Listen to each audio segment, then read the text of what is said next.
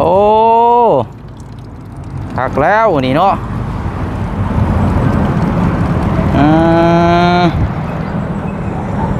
เปลี่ยนผ้าไหมเวียดอยากซื้ออยากชื่อเท่าไรนะร้านนึงเฮาบ่ได้ขายโอ้ร้านนึงผู้ยังบ่ขายอยู่โดยอันนี้บ่มุนมังพอนะโดยนี่เอานั่งลงเจ้านั่งลงอันนี้ทินนี่บ่ได้ดอกนี่เฮาเบิกนี่เฮาคิดฮอดพ่อแม่เฮาแล้วเดี๋ยวแต่มุนมังสำนี่ได้ไว้เนาะโดยเบิกเฮาอยู่คนเดียวเฮาเบิกยักตายเฮา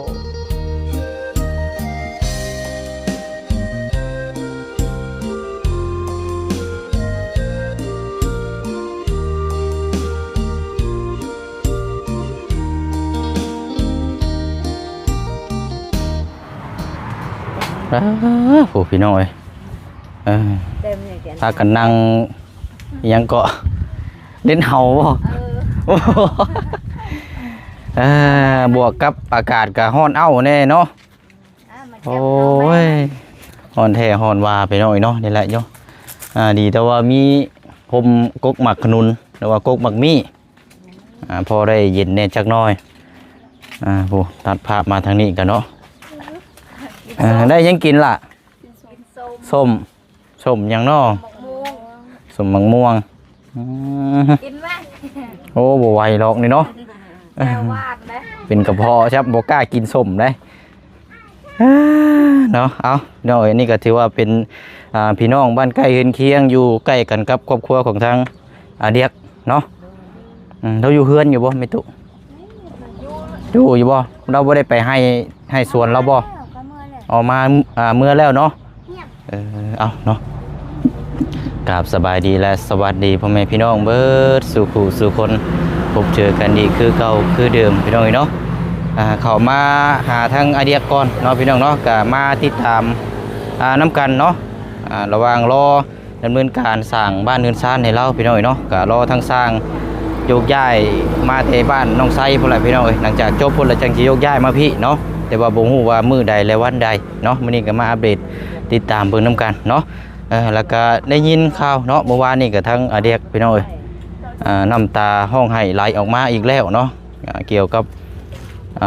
มุนมังอย่างสักอย่างนี่แหละเนาะทั้งพ่อเล่าว่าซั่นเนาะก็เลยนึกถึงก็เลยน้ำตาเลยไหลวันนี้เดี๋ยวสิไปถามเบิ่งก่อนเนาะเป็นเพราะสาเหตุหยังเนาะพี่น้องเนาะผู้เนาะฮ้อนเอาเนาะสัตว์ว่าไปหน่อยอันนี้เฮือนทางยายนี่เนาะนอนอยู่นี้มันคือเซ่แท้นี่มันแพร่แล้วมันสีบล่มบ่นี่มันดมแล้วกันแหงดมนี่ปวกเนาะปวกกินปวกไรหักบุแลนี่คอยเด้อดีอยู่อันบ่ได้เขย่าเนาะกันเขย่านะพ่อเอาเบิ่งทางนี้ก่อนไปเบิ่งไล่ทางนี้ก่อนเนาะเดินยายไปเนาะ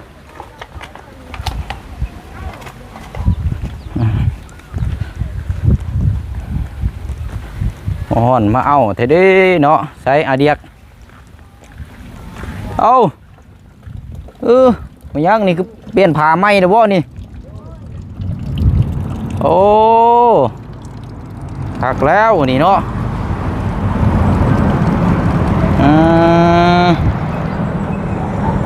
เปลี่ยนผ้าไหมเลยใช่ทั้งไรล่ะมีแต่เสียงโอ้เอาทั้งเรียกสบายดีมันยังไปเปลี่ยนแต่มือได้อันนี้ไวแท้นี่เฮ็ดบ่เบิ่งเด้อนี่ไม่ก็โมเมนต์เฮ็ดกลางคืนบ่จักอันนี้บ่ไปอันเฮ็ดอันนี้บ่เฮ็ดแต่เช้านี่อันนี้ได้โดยโอ้เอามางปะสังกะสีหาใช้นี่สังกะสีใช้อยู่ใช้บ่นี่นี่อยู่พุ่นรื้อสังกะสีออกซะบ่โดยเนาะ หรือสังกะสีแล้วเอาตัวที่อันพากระจาดที่เฮาซื้อมาให้หันบ่นี่นะ โดย หันเด้คันว่าเปลี่ยนตะกี้มันก็เย็นเด้ เอาเย็ดไอ้ฮอนใช้เชือกชี เจ้าใส่จักแผ่นใส่จักแผ่นมุงอ้อมเบิ่น จากฮอดบ่หา6แผ่น ยัง เอ้า ยัง อยู่พุ่นเดือจักแผ่นซะไปเบิ่งมาเบิ่งพริกก็ได้ มวยบ้าน ไปโปนเชิงสิบแบบ เฮ็ดมื้อเช้านี่เนาะ โดย ก็ว่าได้ลื้อออกแล้วก็มีแต่ต่อเติม ปะอยู่นี่แล้ว อ๋อนี่บ่ โดย ใช้เดือจักแผ่นซะนี่สังกะสีมีอยู่10แผ่น ปาไป ก่อนกลุ่มครับ โอ้ยยังช่อง ใช้นับเบิ่งดีๆ2 มวยบ้านไปโปนล เท่าไรบัดนี้ ำช่องเลยช่องอัน เดี๋ยวอยู่4แผ่น โดย อันนี้ก็ติดใส่มื้อเช้านี่บ่ โดย ก็ใส่ผ้าบัดได้เนาะ โดย คือบ่ใส่อีกโลดสักข้างนี่นะ เอามาตอกใส่รถห้องมาโปะใส่รถเลยนี่แผ่นหนึงพอดีได้นี่ ก็เรือ เรือนอน พอดีวิทย์อยู่นี่เสียบขึ้นไปเทิงนี่พอดีได้นี่ใส่อีกแผ่นหนึงน่ะใส่รถใส่อีกแผ่นหนึงน่ะก็พอเลยเฮ็ดนำกันจะคนนี่อะเดีย กับเมียเฮา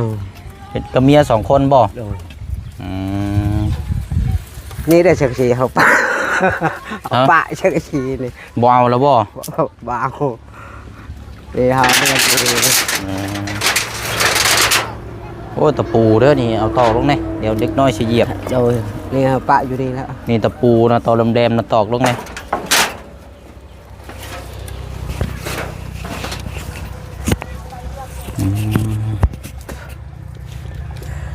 คนนี้ให้ใช้หมดอันนี้มันยังแดดอ่ะคุณ ฮะ ถักก่อน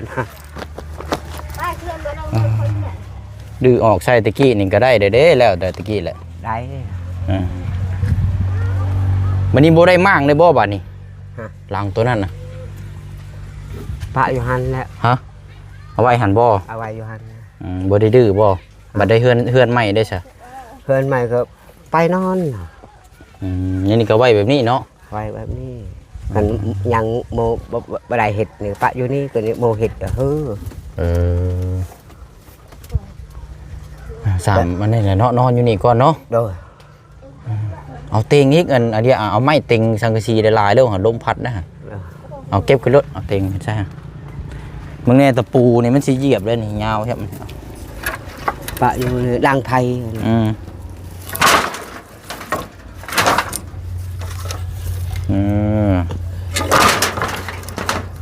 เขาเอากะ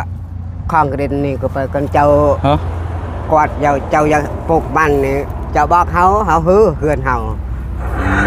กันเจ้าของดินเพิ่นอยากปรุงมันอยู่นี่ใช่บ่ โอ้ย เจ้าก็สิฮื้อดังๆนี่ให้ โดย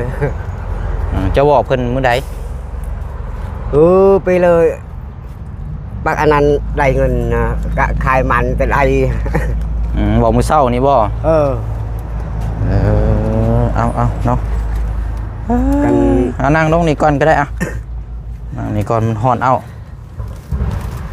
เอาลืมสบายดีเด้อทั้งน่ะเด้อ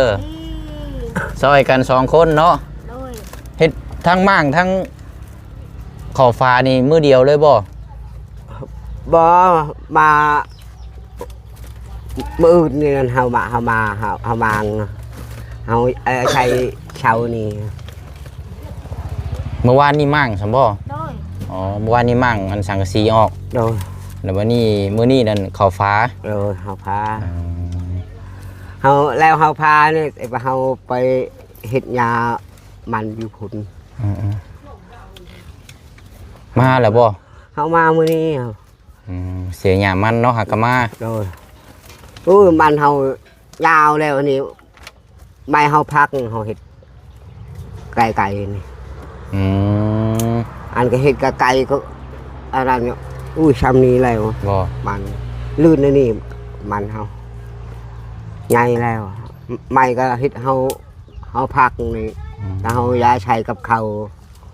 ยังบ่ได้ฮอด บ่แม่นอันเป็นหัวแล้วบ่จักบ่มัน เอาเกิดแล้ว เกิดแล้ว โด เออ เกิดแต่ช้ำนี้ชวนเฮาอยู่พุ่น เอาเนาะเฮ็ดอาชีพไปนำหั่นแหละเนาะ โด เออ นี่ว่าเฮามาแต่ก็ยังอยู่ป่าก็เจ้าบ่เฮ็ดเลย นี่แหละแล้วเฮาจังบ่เข้ามาตอนเช้านะ โดย เฮามาตอนเที่ยงหั่นแหละว่าตอนเช้านี่เจ้าไปเฮ็ดเวียกเด้ โดย ตอนแรกนี่ก็ไปอีกอยู่บ่ ไปจังโมง ไปแต่8 โมง 10 โมงเฮาเมื่อ ไปยังนอนเฝ้าคือเก่าอยู่บ่ไม่นะ เอานอนอยู่พักนึงแล้วแหละ นอนอยู่ขอนไม้คือเก่าเนาะ โดยยานโมเอา เป็นคนรักเด้เนาะย่านอยู่บ่เจ้าก็ เอายานเนาะผีเฮาบ่ได้ยานแต่คนเฮายาน ผีบ่ย่านแต่คนเนาะ ยานแต่คนนี่โอ้ยคนคือดื้อ เอา คนขโมยนี่โอ้ย เป็นนี่ได้คือว่าบ่ย่านผีเฮาบ่คือย่านแท้ อย่า บ่เคยเห็นบ่ บ่เคยเห็นเนาะ เคยเห็นอยู่บ่ผี บ่เคยมาบ่ได้ยานผีโมนี่เคยเห็นแล้ว เคยเห็นอยู่บ่เจ้าก็ เคยเห็นแล้ว ผีอะนะ บ่โม หมู่ หลักอะครับ หมู่นั่นเคยเห็น เคยเห็น หมู่ครูนั่นเคยเห็นแต่เจ้านั่นบ่เห็นจักเทื่อ โอ้ยบ่เคยมัน เลยบ่ย่านเนาะ โดย หรือว่าย่านอยู่บ่ ทางมื้อนี้มื้ออื่นไปก็ได้บ่ยานภัยมาคนนี้ไม่ไปมื้อนี้มื้ออื่นอุ้ยแบบโกยนี่ตัดแล้วนี่โกยนี่อยู่บ้านนี่หายไผจักไผเอาอยากกินน้ำไผอยากกินน้ำหมดบ้านนี่ เจ้าจะกินน้ำเวลาโกยข้าวบ่กินน้ำเอาบ่อยากนะ อ่านลืมถามเลยอันน้ำกินนี่เจ้าไปเอาอยู่ไสเนี่ยเดี๋ยว น้ำนี่ อ่า ก็ให้น้ำนี่ อ๋อทั้งกินทั้งเงินอยู่นี่เลยซั่นบ่ โดย น้ำประปานี่ได้เนาะ โดยอาบอันนี้น้ำอันนี้วานนี้มันไปเอาเงินอาโกไปหาบ่มีเงิน แต่ได้5,000ให้มัน อยากได้15บ่มีแต่5,000 อยากได้หยังอะนะ อยากได้เงินกระคานำนี่ เพิ่นมาเก็บค่าน้ำบ่ โอ้ เท่าไรก็ อยากได้5,000 15,000 เพิ่นมาเก็บน่ะ 15,000 โดย 15,000กีบ โดย แต่ว่ามีเงินให้นั่น 5,000 5,000 อ้าวนี่ได้บัดติดหนี้เพิ่นบ่ มันเบาไปติดมีโอ้ยติดนี่แล้วมันไม่ได้ตอบไปปีหนาเอ้ยเจอละ5,000บ่จะเป็น5,000อันนั้น เกินนี่คือเพิ่นไปได้เอา เอาเนาะมีกระถางโตงไว้นะอาบน้ำเย็นๆใช้อันนั่นเด้อเดียก โดย ใช้อันสมบัติเจ้าที่ว่าของพ่อเจ้าน่ะอยู่ใช้มาเบิ่งด้วย ใบบัตรนั่น สมอันของพ่อเจ้าบ่คือว่าให้เมื่อวานนี่ ที่ว่าบ่ขายบ่คือว่าหยังมันคือหยัง เฮากินฮอดพ่อแม่เฮา ใช้อยู่ใช้ ตายแล้วหมดตายแล้วให้ได้ เออ หมดตายแม่ก็ตายได้ผู้เดียวเฮาเฮ็ดได้อยู่บ้านเฮาอยู่นั่นมันไปเฮาจื้อบิบอลก็เฮาชำนี่ชำนี่ไปอายเฮาไปทหารเด้อไปทหารเมืองไผเจ้าอยากอยู่เฮาอยากอยู่เมืองไทย ไปเมืองไทย โดยไปพวกบ้านอื่นโอ้ยยังติดชึกตอนนั้นกันจับอะไรไปแล้วจับรถ ตอนสมัยนั้นบ่ โดย เออ มันจับอะไรไปแล้วแล้วไปอยากไปแล้วจับได้มาครับ ตอนนั้นเฮาชำนี่เฮาฮู้แล้วนี่ชำน้องเฮา กับลูกเจ้านี่บ่ โอ้ย แบบมาเมียเฮาแม่เฮาแต่ได้ลูกอยู่ทองให้บ้านนี้ให้ก็เฮาก็ชามนี้ก็เฮาฮู้จักแล้วฮู้จักเฮาเว้าไปเจ้าไปเนี่ยเจ้าเมื่อบ่อายโอ้ยไปบ่ได้เมื่อเอ้ยก็อยู่ตายก็ตายแล้วเฮาเจ้าnhàปะพ่อnhà tạ mẹ đấy cònเจ้าปะพ่อปะแม่เนี่ยบ่ได้พอเดียวเจ้าเฮาอยู่เฮาเห็นเมียเฮาตายได้ลูกตัวหนึ่งอยู่นี่มาขัดอยู่ทองเลย เมียคนแรกหั่นบ่ เมียพ่อเฮา อ๋อเมียพ่อ โดย เป็นแม่แล้วเนาะ โดยเป็นแม่แล้ว เป็นแม่เนาะ โดยบัดนี้ได้ลูกอยู่ทองเลยบ่ได้ออกลูกนั่นตายพอเฮาหมดมือให้เฮาคือฮู้จักก็ฮู้จักอยู่เห็นแต่อายเฮาบอกไปเจ้าnhàปะพอเลยเจ้าใหญ่แล้วเจ้าnhàปะพอก็มันไปมันจุดนั้นอยากจับแล้วก็ไม่ได้ไปเฮาเว้าไปอายเอ้ยเจ้าไปอยู่เพียวเฮาอยู่เฮือนเฮาเลี้ยงพ่อเฮาเลี้ยงแม่เฮาใหญ่คือนำกันกับเจ้าแล้วเฮาเว้ากับมันกันพอตายแม่ตายเฮาเห็นเฮาไปได้น้องเอ้ยไปเลยไปมันโอ้ยมันชื่อก็เป็ดมันเฮียนนะใช่อันคือว่ามีอันกระตุกน้ำบ่ของมุนมังพ่อใช่บ่อยู่ใช้มีอยู่บ่มาเบิ่งด้วยไปเบิ่งก่อนไปขายบ่ย่างเวียดยอดลายเวียดให้เวียดอยากซื้ออยากชื่อเท่าไรนะล้านหนึ่งเฮาบ่ได้ขายโอ้ล้านหนึ่งผู้ยังบ่ขายอยู่โดยอ๋อใช่นะนี่อันนี้บ่มุนมังพอนะโดยนี่เอานั่งลงเจ้านั่งลงอันนี้ทินนี่บ่ได้ดอกนี่แหละแต่เก้าอายเฮามีสำนี่บ่โดยล้านหนึ่งบ่สองอย่างนี่โดยนี่โอ้อันนี้เพิ่นห้องยังอันนี้เด็กอันนี้ห้องอะไรหนึ่งมหนึ่งบ่มหนึ่งพ่อแม่เฮาหนึ่งเข้าเบิ่งพังเสียงก่อนโอ้หลังคักแท้เนาะตัวนี้เด้ซะอันนี้เด้อคุกตำมักเผ็ดกานี่ตำแจ่วกานี่บัดนี้นี่คือเฮาเฮ็ดลาบผักลาบข้างนี้โดยตำดูเทิงพี่โดยตำอยู่นี่นี่เครื่องเก่าหมดนี่เฮ็ดไม่รู้ใช่มั้ยเนาะเห็นบ่โอ้มีลายน้ำอันนี้เนาะโดยมีสักลายน้ำอีกเก่านี่เฮาเบิกนี่เฮาคิดฮอดพ่อแม่เฮาแล้วเดี๋ยวแต่มุนมังสำนี่ได้ไว้เนาะโดยเบิกเฮาอยู่คนเดียวเฮาเบิกยักตายเฮาย่างร้อยช้ำนี่เบิกนี่แตกในตกอยู่กระเด็ดอายเฮาเฮ็ดข้าวมูลมังเฮาขายนี่เฮาเบิกนี่มันเวียดนะให้ล้านนึงเนาะสองอย่างนี่เวียดไปมาเฮาล้านนึงโอ้ของพ่อแม่เฮาบ่ได้หรอกคนก็ตายแล้วนี่เฮาสิเบิ่งอันนี้แล้วข้าวมูลมันเฮาแต่ผู้นึงอันนี้แล้วอาการนั้นก็ทองกับแบบอันนี้นี่คือใช่ฮะยังมีอีกอยู่บ่อันนี้โอ้ยแตกแล้วนี่สมัยนี้เนาะสมัยนี้นี่อันนี้ทองแบบนี้ทองแตกแล้วเอาของมูลเอาคิดโดยมาตายเลยแต่ว่ามันบินแล้วเนาะเด็กเนาะโดยแต่ว่านักเนาะหมกรุ่นสมัยเนาะ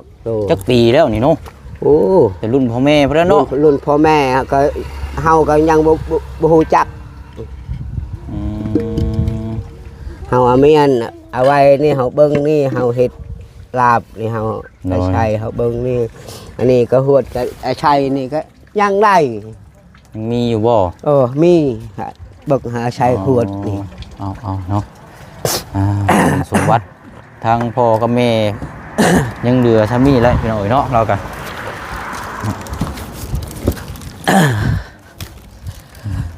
เป็นโมนึงเนาะ โอ้ยนี่ชัยนี่ก็ อ๋อ ข้าวละชก หนึ่งข้าวนั้นได้อยู่เนาะ ยังได้อยู่นี่ได้ โอ้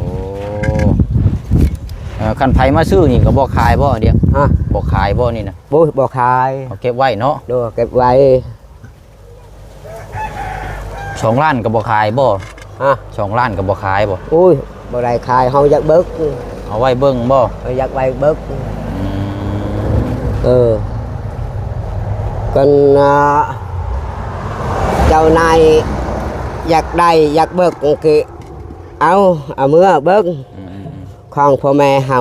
ของประชาชน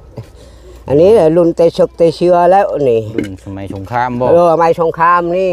ยังเหลือยังมีให้เบิ่งอยู่เนาะ โดย เออ นี่เวียดชามเทือแล้วไปถามอยากได้เฮาบ่ได้ขาย เอาเก็บไว้ดีๆเด้อ โดย เนาะรักษาไว้เนาะ โดยนั่น อืม เฮาตะคิดเฮาทุกข์กับเมียเฮากับพ่อเฮาเบิ่งหมู่อยู่เฮือนยาวคือโอ้ห้องอายอยู่พ่อเอ้ย อืม นี่เฮาห้องอยู่ใส่แต่พอเดียวเฮาก็เฮาอกใจ โดย เฮามาถามเฮาบ่ได้บอก เอาเก็บไว้เอาเดี๋ยว โดย เขาไว้ถึงพุ่นละเอาไว้ดูแลดีๆเด้อ โดย เดี๋ยวสมบัติทางพ่อกับแม่ให้ไว้นี่เหลืออยู่2อย่างเนาะ โดย อืมพอได้เบิ่งพอได้แยงเนาะ โดยนี่เวียดชามเทือแล้วมาเฮาอาชัยแพยากยาชัยอุ้ยบ่ขายดอก อืม เฮากินร้านหนึ่งหมดอันนี้บ่ได้หมด อืมคันว่าเงินน่ะเบิดซื่อๆแต่อันนี้น่ะบ่ได้เบิดมันเห็นตลอดเนาะ โดย เออ มาเฮาตายคือเฮาบ่ฮู้จัก อืม เฮาอยากเห็นรูปมันเฮ็ดกินเฮ็ดอยู่ป่าตามดอกอันนี้แล้วเฮาจื้อ เนาะเอาเก็บไว้เรียกเด้อ โดย ไปเดี๋ยวมีแต่ว่ามื้อแดงเขาสิเข้ามาหาใหม่เด้อ โดย เดี๋ยวเขามาหาใหม่พี่น้อยโอ้ยเดี๋ยวเอาเก็บไว้ดูแลดีๆเนาะสมบัติพ่อกับแม่เอาไว้พี่น้อยเนาะ โดย บ่ได้เบิ่งได้แยงขายให้เท่าไรก็บ่ขายเนาะพอได้เบิ่งได้แยง โดยอันนี้ก็ออกไม้อันนี้ก็ออกไม้อันนี้ก็รุ่นไม้ต่างแบบคนใหม่ว่าแบบคนเฮาเนี่ยเฮาฮู้จักหมด คนบ่ฮู้จักนี่แต่ซ้ำนี่ก็มันเกิดคือมันบ่ฮู้จัก โดย เฮาใหญ่แล้ว เอาโอเคเด้อสาเดียเด้อเป็นกำลังใจให้เด้อเอาเอาละเดี๋ยวมาเข้ามาเบิ่งใหม่เด้อมาเยี่ยมยามใหม่เนาะเป็นกำลังใจให้พี่น้องเนาะก็เข้ามาเมื่อนี้ก็มีความเปลี่ยนแปลงเนาะในการกระตุกใส่ผ้ากระจาดใหม่แล้วก็ยังสิต่อเติมอีกเท่านั้นเนาะถือว่าผ้ากระจาดที่ผู้เชี่ยงได้มอบแล้วก็หน้าเนี่ยก็ได้ติดตั้งแล้วบัดนี้พี่น้องเนาะได้เปลี่ยนใหม่แล้วเนาะไปเอาละพี่น้องเนาะช่างเข้ามาเยี่ยมยามอัปเดตถามไทยใหม่เนาะเดี๋ยวคลิปนี้ลาพี่ลาน้องไปอีกคือเก่าคือเดิมเด้อเนาะพบกันในคลิปหน้าเนาะพี่น้องเนาะบ๊ายบายเด้อพี่น้องเด้อสบายดี